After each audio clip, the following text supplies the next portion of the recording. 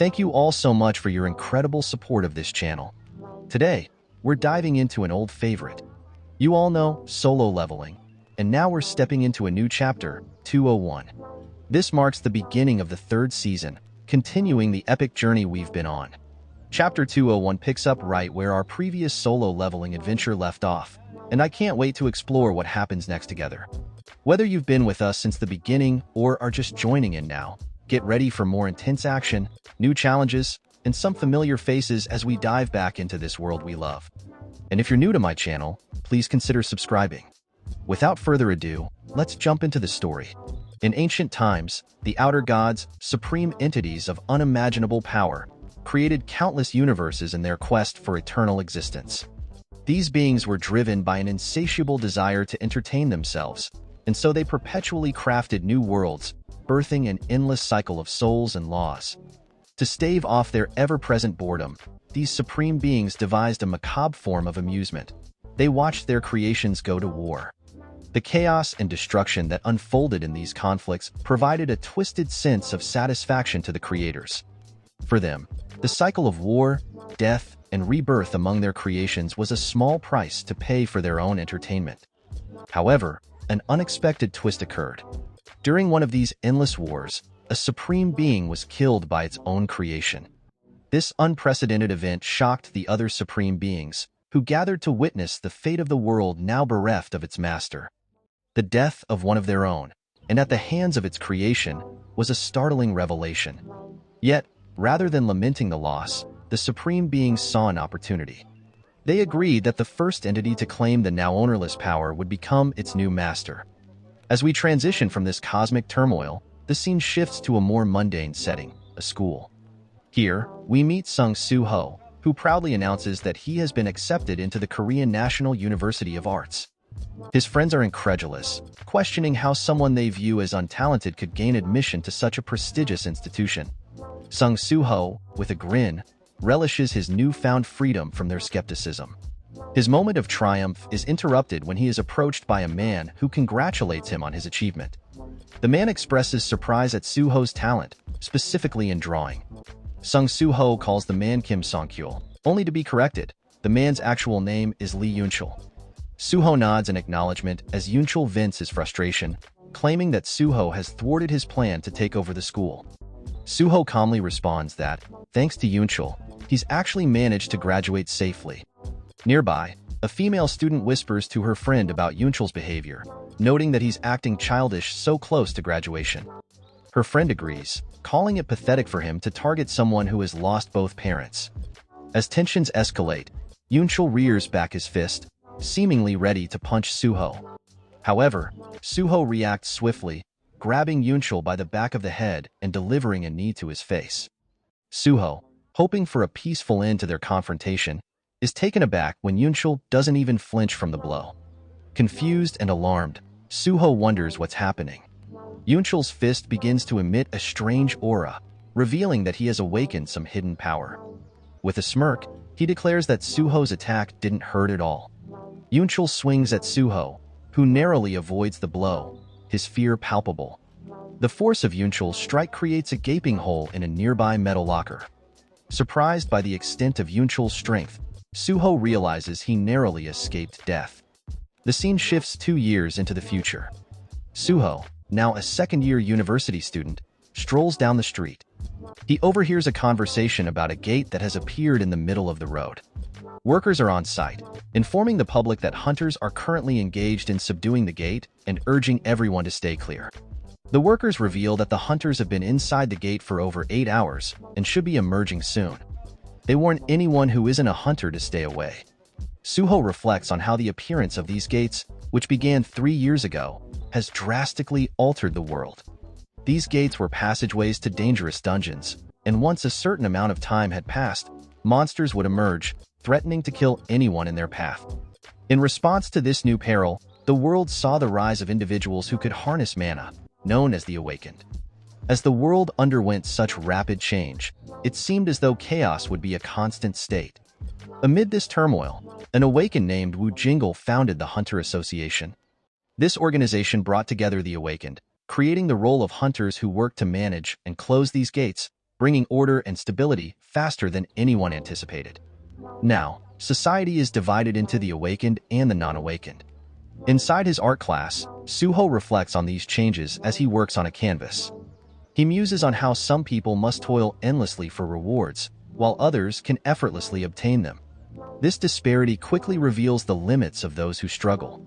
No matter how hard the non-awakened work, they can never bridge the gap between themselves and even an ear-rank awakened.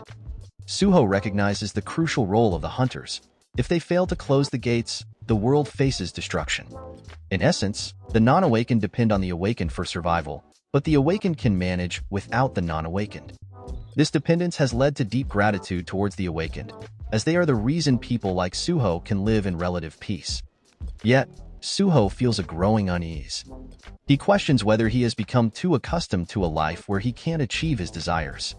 He reflects on his missing parents, Sung Jinwoo and Cha Hyen, as a photograph of them appears in his mind.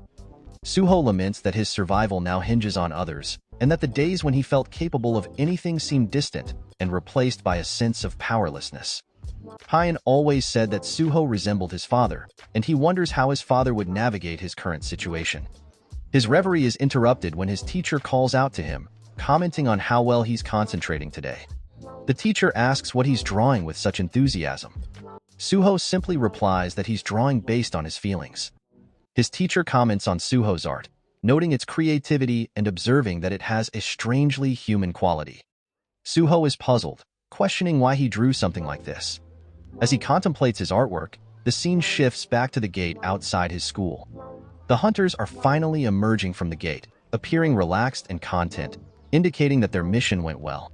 A worker approaches one of the hunters, Kim Jong-soo, to thank him. Kim Jong-soo reports that they encountered a new type of monster, a humanoid creature that could spew flames from its eyes and mouth. Although it attacked with claws and fangs, it didn't cause significant damage. Kim Jong-soo himself was scratched but suffered no major harm. The worker notes that this monster is definitely new and is relieved it wasn't more dangerous. He instructs Kim Jong-soo to file a simple report on the encounter. However, as Kim Jong-soo begins to comply, the wound from the monster starts to emit blue flames. The flames quickly spread, causing him to lose control of his body.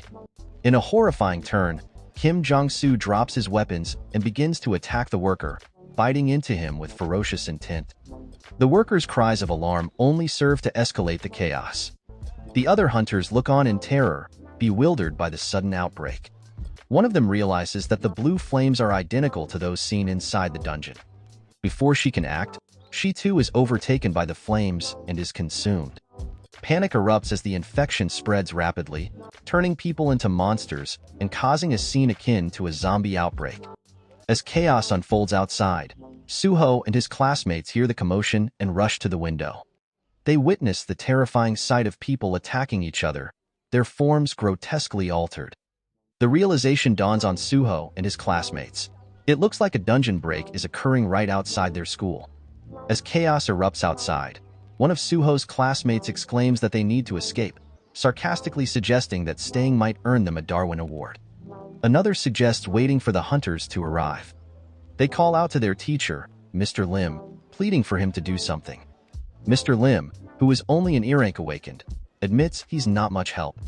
Suho notices an infected individual crouched on the rooftop of a nearby building. The creature leaps across, and Suho urgently warns everyone to flee. As the monstrous entity barrels past him, trying to devour him, Suho ducks and the group starts to run, abandoning some of their classmates. In the chaos, a girl stumbles and falls, her legs giving out as she starts to cry. She desperately begs Suho for help. Torn with regret, Suho looks away, closes his eyes, and decides to run, saying he'll fetch the hunters. He instantly regrets his decision, realizing it's effectively condemning her to death, but feels powerless as a non-awakened. Haunted by his helplessness, Suho wonders what his father, Jin-woo, would do in this dire situation. Meanwhile, the monster finishes attacking one of Suho's classmates and begins to slowly advance toward the crying girl. Her fear escalates as the creature's gaping mouth opens, preparing to devour her. In a desperate act, Suho returns with a fire extinguisher. He slams it into the monster's face, shouting that if his dad were here, he would definitely fight back.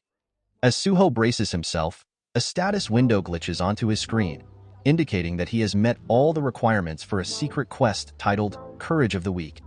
Suho reflects on a past dream that resembled a game, where he fought monsters on increasingly challenging floors. He recalls how he grew stronger with each level, facing tougher monsters and achieving the highest floor possible.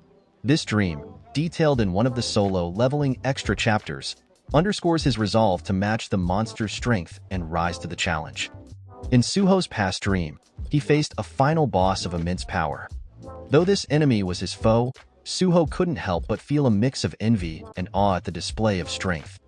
To his shock, the final boss turned out to be none other than his father, who asked him if the game was enjoyable. This reflection of his father's strength and reliability deeply impacted him, leaving Suho wondering how his father had become so powerful. Back in the present, Suho rushes with the fire extinguisher, thinking that if he were in this situation, he would do exactly what he's doing now. As he strikes the monster, it reels from the impact. Suho is left contemplating his next move, recalling that non-awakened attacks are generally ineffective against these creatures. He realizes that his reckless approach might have been a mistake. Suddenly, everything around him freezes in time. The girl's tears hang suspended in midair, and the monster is frozen in place. Suho's eyes widen in surprise as a status screen appears before him, informing him that he is now qualified to become a player and asking if he accepts. The surreal nature of the situation reminds him of his past dream. Given the dire circumstances, Suho reasons that if he can fight as he did in his dream, he has every reason to accept this new role. With a murmur of acceptance, a brilliant light erupts from the classroom. Suho is transformed into a player and is bestowed with the blessing of the great spellcaster Kandiru. This blessing ensures that he will remain healthy and strong throughout his life. He gains the permanent effect of longevity, which means that he will be immune to all diseases, poisons, and status effects. His sleep will also enhance his regeneration abilities. A final window appears, clarifying that the system will assist him in his development. It warns him that this is not a dream and that he only has one life, implying the gravity of the choices he will face. Suho now has access to his status window, and he marvels at the reality of his situation. A new quest titled Tutorial appears, instructing him to defeat the Mistburn and level up. He notes that the monster he faces is a D-rank Mistburn. Urgently, he tells the female student to run quickly and identifies that 2 of the enemies are non-awakened, while 1 is an awakened.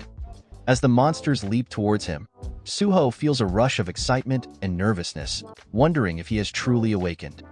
He throws the fire extinguisher at one of the monsters, landing a solid hit to its face.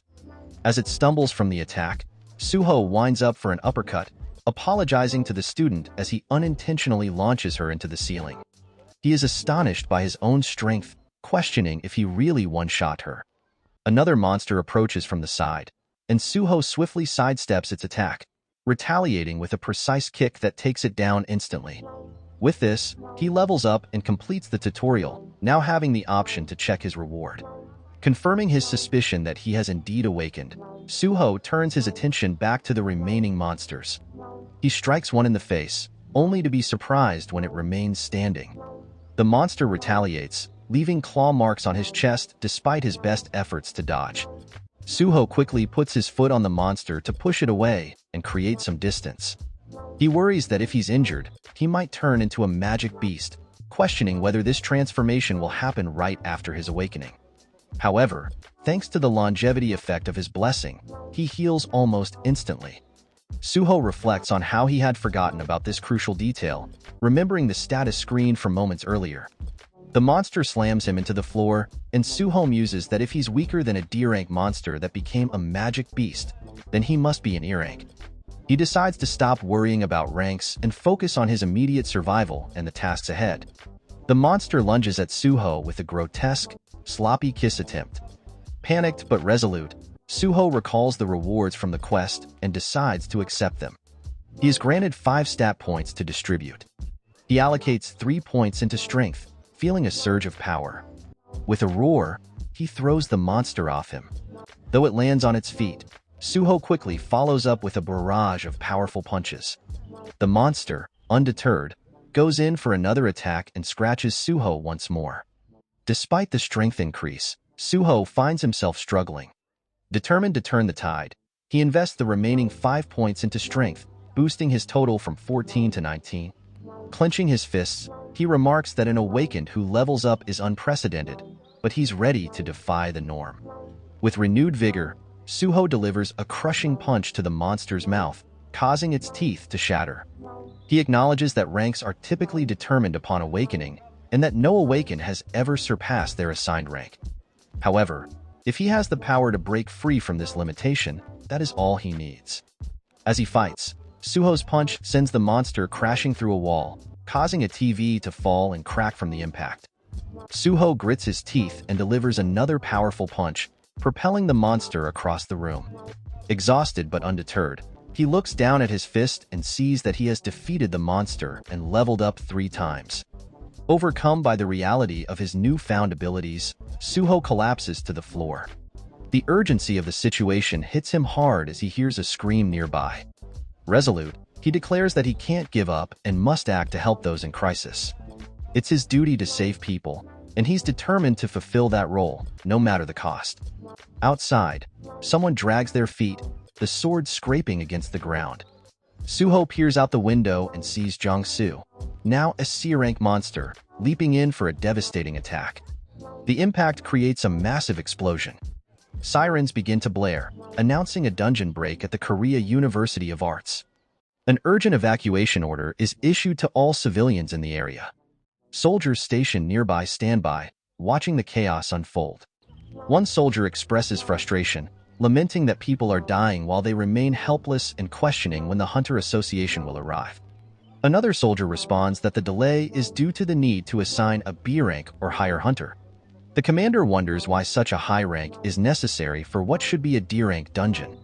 The soldier explains that the association is concerned because hunters, like Jong-soo, have been infected.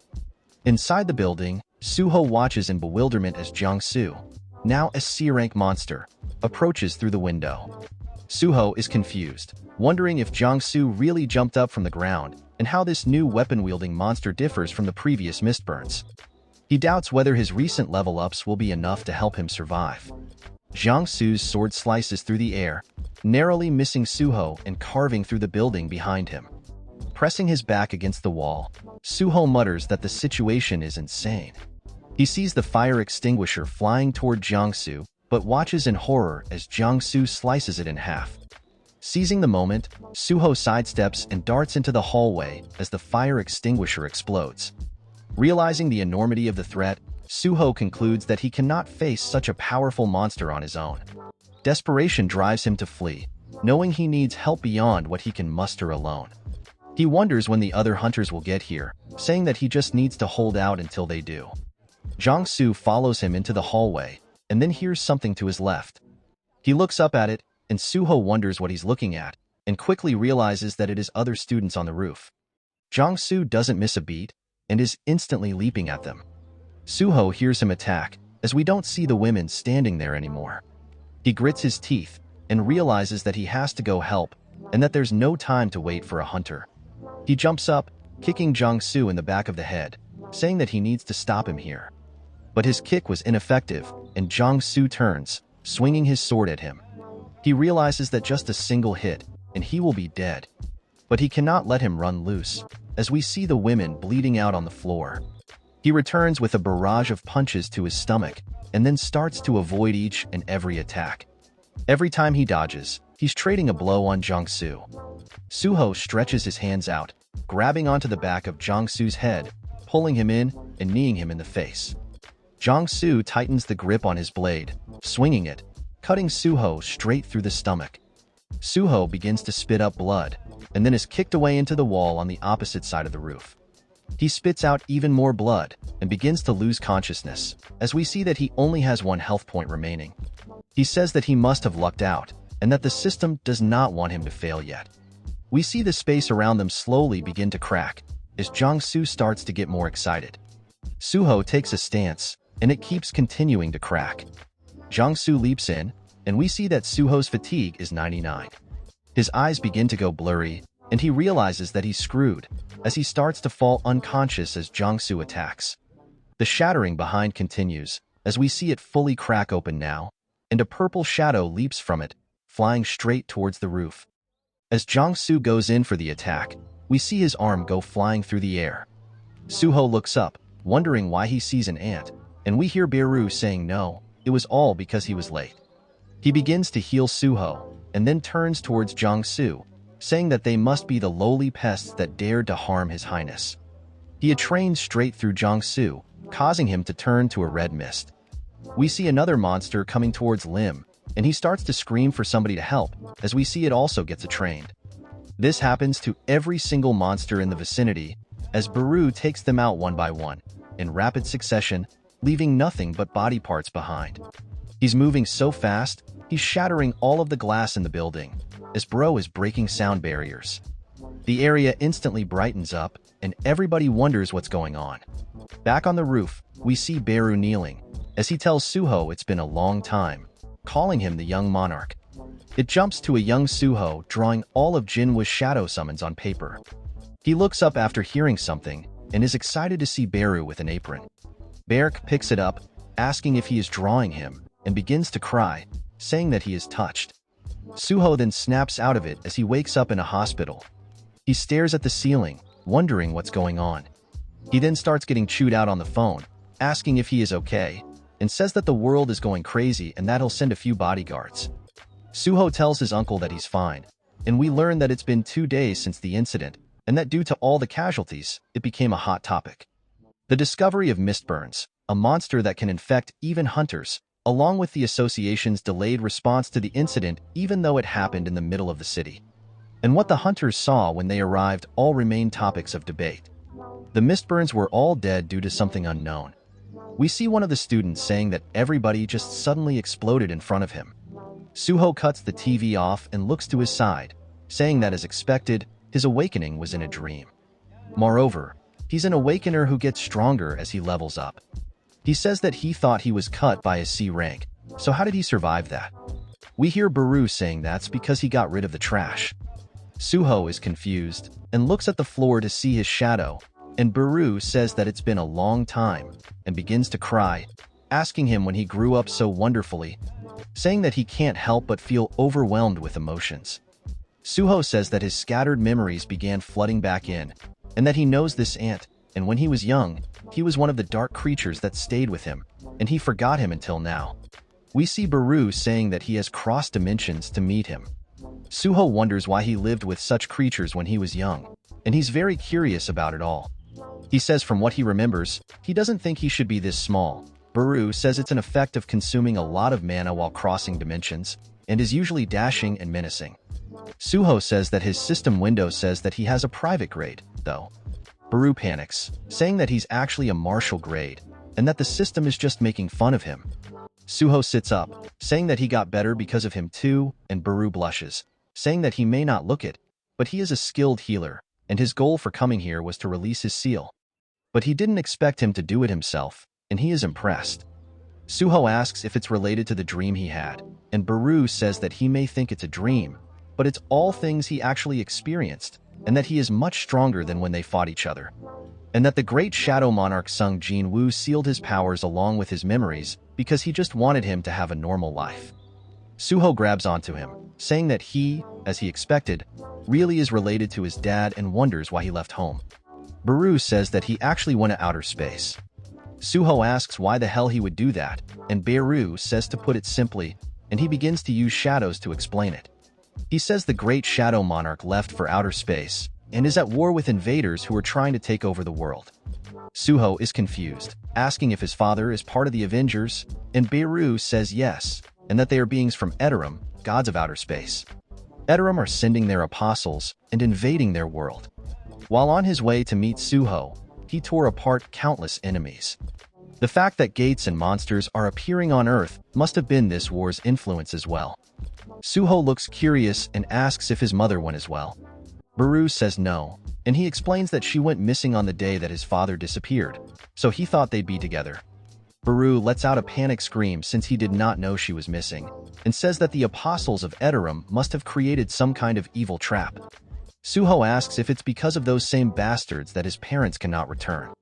Beru asks if he wants to meet them, and Suho shakes, saying of course, and he's been alone for so many years. Beru tells him that there's only one way. The Lord won't be able to come to Earth for a while due to the war, but the young monarch can find and rescue his mother after he gets stronger, and Beru tells him it's time to level up. A quest has arrived, and we see that it is the trial of the shadow. A window explains that he is the son of the shadow monarch, and that his talents have been sealed, and that he'll have to prove his worth and enter the shadow dungeon. And he is holding the shadow dungeon key that Beru gave him, and that it can be used on his own shadow. Beru tells him to plug it into the wall where his shadow is. Suho sticks it into it, and then unlocks it, creating a gate from where his shadow was. Beru tells him to go ahead and enter, and take all the power that should belong to him. Suho is still in disbelief, saying that outer space, the war with the gods, or even the shadow monarch, none of it makes sense to him, but still, if he can meet them again by getting stronger, he'll level up as much as he can to make that happen. Beru watches and starts to recall Ju, telling him to go to Earth and release Suho's seal, as Eat Room's invasion may have spread to Earth, and that he needs to return Soho's powers and memories and protect Earth, and he'll allow him to act at his own discretion depending on the situation. Beru says that if he's leaving the rest of his own judgment and the fact that he saw Suho bodied on the floor, he shall stay here by Soho's side and watch over his growth. They enter the portal, and it vanishes from the other side. As they enter, Beru explains that this place is the land of the dead, where the living can't step foot inside without the master's permission. In other words, the shadow dungeon. Suho looks around, saying that it's closer to a ruined city than a dungeon, but for some reason, it feels familiar to him. With this, the chapter ends here. I hope that you liked today's video, and if you did, hit that like button as today's like goal is 100 likes. Comment next part down below for the next part. Also, consider subscribing with the notification bell on to get notified as soon as a new video drops onto the channel. I'll meet you in the next video. Until then, thanks for watching.